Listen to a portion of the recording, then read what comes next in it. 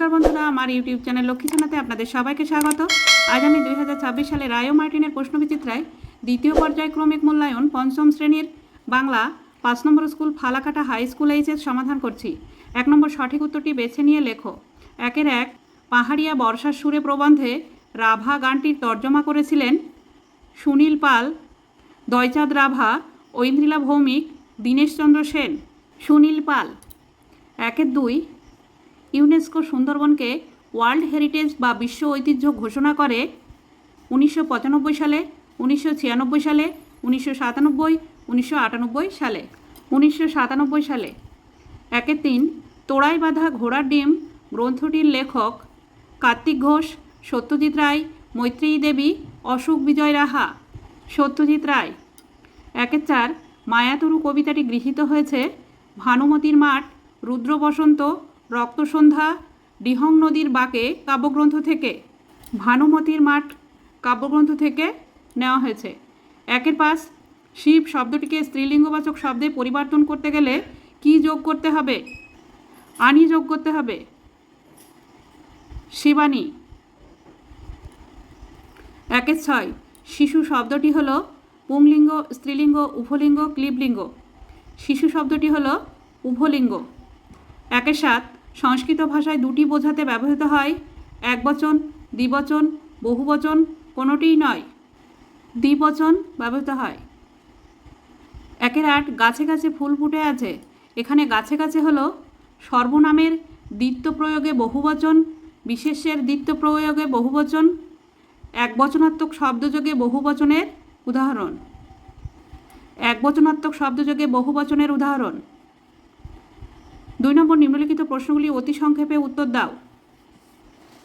2-1 tag কি?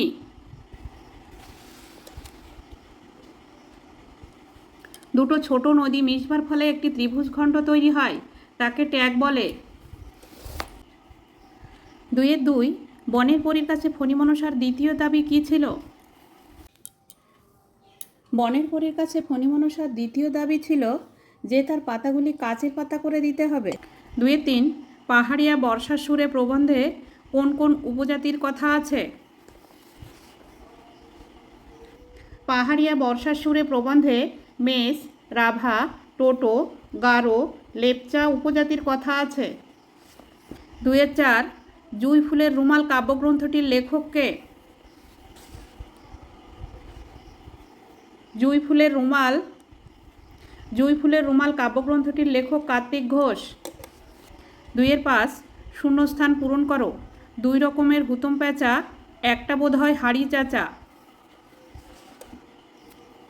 2 রকমের হুতম প্যাঁচা, একটা বোধ হয় হাড়ি চাচা। 2-6 পালিয়ে গেল অনেক দূরে। কে কোথায় পালিয়ে গেল? পালিয়ে গেল অনেক দূরে, ঝড় পালিয়ে গেল 7 সাগরের পারে। 2-7 ভাঙ রে ভাঙ আগল, চল রে চল রে চল। এখানে আগল শব্দটির অর্থ কি? ভাঙ রে ভাঙ আগল, চল রে চল রে চল।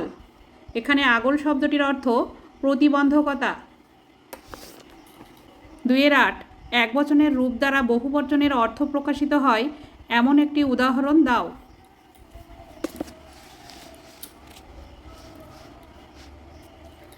একবচনের রূপ দ্বারা বহুবচনের অর্থ প্রকাশিত হয় এমন একটি উদাহরণ। গাছে আম পেকেছে। আম হচ্ছে একবচনের রূপ, কিন্তু বহুবচনের অর্থ প্রকাশিত পেয়েছে। 2-9 বহুবচনাত্মক বর্ণগুচ্ছ মহল দিয়ে একটি বহুবচনাত্মক শব্দ লেখো। বহুবচনাত্মক গুচ্ছ মহল দিয়ে একটি বহুবচনাত্মক শব্দ রাজনৈতিক মহল। 2-10 নিচের বাক্যে পুংলিঙ্গবাচক শব্দটি বদলে স্ত্রীলিঙ্গে রূপান্তরিত করে বাক্যটি পুনরায় লেখো। এখানে আছে রবীন্দ্রসঙ্গীতের গায়ক হিসেবে ভদ্রলোকের সুনাম আছে।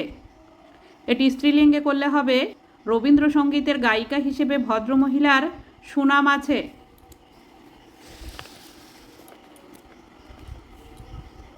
রবীন্দ্রসঙ্গীতের গায়িকা হিসাবে ভদ্রমহিলার সুনাম আছে। 2-11 বান বা মান যোগে পুংলিঙ্গবাচক শব্দকে স্ত্রীলিঙ্গে রূপান্তরিত করলে পরিবর্তিত রূপটি কী হবে? বান বা মান যোগে পুরুষলিঙ্গবাচক শব্দকে স্ত্রীলিঙ্গে রূপান্তরিত করলে পরিবর্তিত রূপটি হবে বান হবে বতী, যেমন গুণবান গুণবতী। মান হবে মতি, যেমন বুদ্ধিমান বুদ্ধিমতী। 3 নম্বর অনধিক 30টি শব্দে যে কোনো একটি প্রশ্নের উত্তর দাও। 3-1 দেখলে চোখ জুড়িয়ে যায়। বক্তা কে? কাকে দেখে কেন তার চোখ জুড়িয়ে গেল? দেখলে চোখ জুড়িয়ে যায়, বক্তার সূত্রধার। ফণীমনসাকে দেখে চোখ জুড়িয়ে যায়। ফণীমনসার গা ভর্তি কচি নরম সবুজ পালং পাতা দেখলে চোখ জুড়িয়ে যায়। 3-2 মাথায় আঘাত খেয়ে বাঘ উল্টে গিয়ে ধপাস করে পড়ল শীষের ভিতর। বাঘের মাথা কোন গাছে আঘাত পেয়ে পড়ে গিয়েছিল? কাকে ধরতে গিয়ে তার এই পরিণতি? শীষে কি? মাথায় আঘাত খেয়ে বাঘ উল্টে গিয়ে ধপাস করে পড়ল শীষের ভিতর। বাঘের মাথা তবলা গাছে আঘাত পেয়ে পড়ে গিয়েছিল। ধনাইকে ধরতে গিয়ে তার এই পরিণতি। শীষে হলো সরু খাদ। 4 নম্বর অনধিক 30টি বাক্যে যে কোনো একটি প্রশ্নের উত্তর দাও। 4-1 বাদলা হাওয়ায় মনে পড়ে ছেলেবেলার গান। কার মনে পড়ে? ছেলেবেলার কোন গানটির কথা তার মনে পড়ে? কেন মনে পড়ে? বাদলা হাওয়ায় মনে পড়ে ছেলেবেলার গান কবি রবীন্দ্রনাথ ঠাকুরের মনে পড়ে। ছেলেবেলার গান বৃষ্টি পড়ে টাপুর টুপুর নদে এলো বান মনে পড়ে। বৃষ্টির দিনে কবির মনে ভেসে আসে ছেলেবেলায় মায়ের মুখে শোনা গান। 4-2 এক যে ছিল গাছ। গাছটির নাম কি? কেন গাছটির ওই নাম রাখা হয়েছে? এক যে ছিল গাছ, গাছটির নাম মায়াতরু বা মায়াবী গাছ। গাছটিকে দিনের বিভিন্ন সময়ে বিভিন্ন রূপে দেখা যেত, তাই ওই নাম রাখা হয়েছে। 5 নম্বর গরমের ছুটি কেমন কাটালে সে কথা জানিয়ে তোমার বন্ধুকে একটি চিঠি লেখো। গরমের ছুটি কেমন কাটালাম সে কথা জানিয়ে বন্ধুকে পত্র। এখানে ঠিকানা লিখে নিতে হবে। প্রিয় সুস্মিতা, অনেক দিন হলো তোর কোনো খবর জানি না। তুই কেমন আছিস? আমি ভালো আছি। জানিস আমি গরমের ছুটিতে বেড়াতে গিয়েছিলাম ঝাড়গ্রাম। জানিস ওখানকার রাজবাড়িটা দেখার মতো। কাছেই সাবিত্রী মন্দির ও কনক দুর্গা, সব কিছু দেখেছি। গরমের ছুটিটা বেরিয়ে কাটিয়ে দিলাম। তুই কি করছিস জানিয়ে পত্র লিখিস। ইতি তোর তৃষ্ণা।